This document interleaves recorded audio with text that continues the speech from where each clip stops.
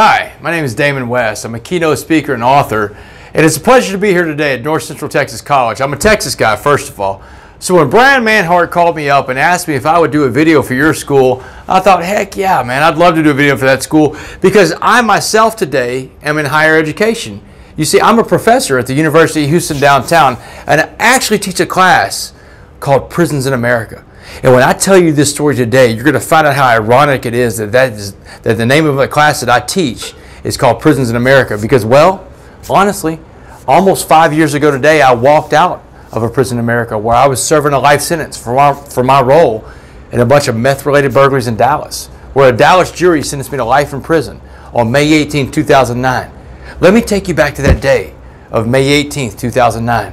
I'm standing in front of the jury in Dallas County, and this jury has just listened to 6 days of overwhelming evidence of my guilt of the crime of engaging in organized criminal activity. They're looking across the courtroom at a guy that once had it all in life. I came from a wonderful family in Port Arthur, Texas. My parents are still married to this day for 52 years. I had a great life as an athlete, a 3-year starting quarterback for a 5A team, and I got a football scholarship to play ball right down the road from here in Denton, Texas, at the University of North Texas, where by the age of 20 years old, I was the starting quarterback for my Division I team. But then I got injured, and after the injuries came the drug use. And after college, when I graduated in 1999, I moved off to Washington, D.C. I got a job working in the United States Congress. I worked for a guy running for president. And then I came back to Dallas to train to be a stockbroker for one of the biggest Wall Street banks in the world, UBS, United Bank of Switzerland. And it was at that job as a broker that I was introduced to meth for the first time. And my world and the world of so many innocent people changed after that fateful day in Dallas, Texas. The jury listened to overwhelming evidence of my guilt, of a guy that once had the life of living a Wall Street stockbroker in training and then becoming a homeless person living on the streets of Dallas, breaking into people's cars, people's storage units, and eventually people's homes. These burglaries, they called them the Uptown burglaries, went on for 3 years in Dallas. And on July 30th, 2008, a Dallas SWAT team put an end to the Uptown burglaries. And that was the day they arrested me. Or as I tell audiences everywhere I go, that was the day I was rescued, not arrested. God got me out of a situation I could not get myself out of. And it was when I was in Dallas County Jail, and after that life sentence in prison, that I learned about the story of the coffee bean.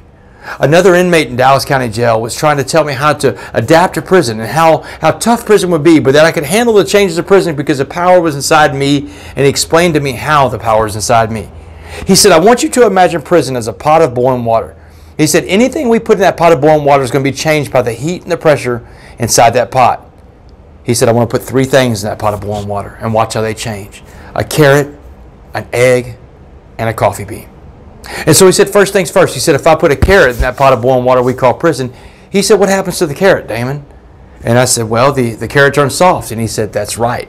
A carrot goes into the water hard, but the water of the prison changes the water, turns it soft and mushy and weak. And he said, the carrot got beat, he got robbed. Well, he may have gotten raped and he may have gotten killed. He said, you don't want to be a carrot in prison.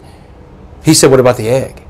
And a little bit more confidently, I answered him back and I said, well, the egg turns hard, like a hard-boiled egg. And he said, that's right.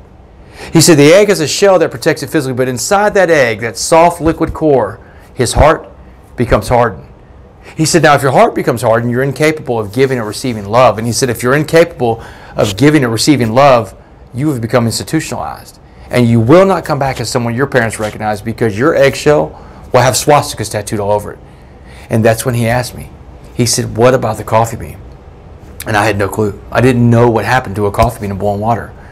And that's when he told me about the power of the coffee bean. Because he said, if I put a coffee bean in that pot of boiling water we call prison, he said, now you have to change the name of the water to coffee. Because he said the coffee bean, Damon, the smallest of these 3 things, he said, small like you, had the power to change the entire atmosphere inside that pot. He said the power was inside the coffee bean just like the power is inside of you. He said everybody in life puts out energy, negative or positive, and whatever kind of energy you put out, you attract back. He's explaining the law of attraction. He said to me, right before I got on that prison bus to be shipped off to the Texas Department of Criminal Justice from Dallas County Jail in August of 2009, he said to me, West, go out there and go be a coffee bean. Be a coffee bean.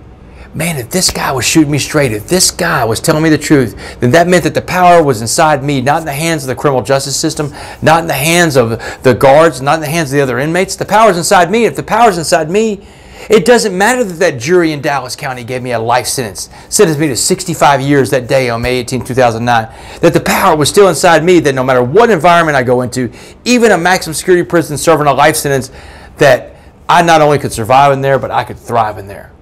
And I got my chance to find out if the coffee bean was real. And let me tell you something, prison was the most frightening, most dangerous, most horrible experience I've ever been through. The first 2 months of prison I documented well in my book called The Change Agent. But after I got through the violence and the hardships of the first 2 months of prison, I finally found out how to become that coffee bean. And I figured out there's 5 ways to be a coffee bean. The first rule of being a coffee bean is you have to maintain positive body language everywhere you go. That means you smile. And I know that a lot of stuff is going on right now in the world, y'all. I know the pandemic and with everything going on in the country right now, with the election and everything that's going on, it's hard to smile right now. But you got to find a way to smile because the power's inside you. Because what happens when you smile, you feel better because you release those endorphins in your brain, and other people see you smiling and they smile back. I asked Mr. Jackson in Dallas County Jail, what do you find more of in prison? And he said, eggs. He said, you're either going to infect the rooms you go into with your negativity or you're going to affect them with your positivity. So we want to smile everywhere we go and change those rooms with our positivity. The second rule about being a coffee bean is getting up every day and working on yourself in 3 areas: spiritually, mentally, and physically. You got to get in shape. And that means that spiritual workout is you get yourself right with God. And then mentally working out is what kind of books you read, what kind of videos do you watch, what kind of websites are you going to, what do you feed yourself mentally? Because you are what you eat. That's not just about food. That's about everything we feed this big brain up here of ours. And physically, take care of yourselves. Get enough rest. Take care of your bodies. You only get one body.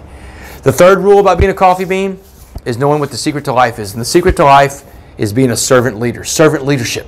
Servant leadership is helping other people achieve their goals in life, helping to raise other people up to a different station of life. Because when we're helping other people, that's when we're at our best. And I think everybody watching this message right now is a servant leader because you are getting this message because you have stepped forward to help people before. You've stepped forward to help North Central Texas College. So commendable to you for being a servant leader, because the most fundamental necessity to being a servant leader is humility. And you obviously have that humility. The fourth rule about being a coffee bean is knowing what you do and do not control. There are only 4 things you control, and all 4 of those things are between your ears. You control exactly what you think, what you say, what you feel, and most importantly, everybody's going to see what you do. And the 5th and final rule of being a coffee bean is the one that allows you to get up every day and know that you don't have to win all these fights, but you got to fight all these fights, because the fifth rule of being a coffee bean is that your past does not define you. Your past wins don't matter. Your past losses don't matter. Your past is your lesson. You learn from it and you teach others with it. The present today is a gift. Not a gift for you, though. A gift for what you can do for other people. And the future is your motivation. But always motivate yourself with the right stuff, lest you become a prisoner in your own mind. And I'm going to tell you something. I meet more people out here in the free world that are locked up than I ever did when I was in prison. More people are in prison by their thoughts and by their things than by steel bars and barbed wire and concrete. When I walked out of prison on November 16, 2015, on a lifetime of parole and that life sentence they gave me, I vowed that I would never become a prisoner again, both physically, mentally, emotionally, or spiritually. And I have never been to this day because I've been a coffee bean. So my call to action to each and every one of you today is this. And it's really the same call to action Mr. Jackson gave to me 11 years ago when I walked out of Dallas County Jail and walked into the Texas Department of Criminal Justice. My call to action to you is this. You go out there and you go be a coffee bean. Be a coffee bean. Thanks a lot, North Central Texas College.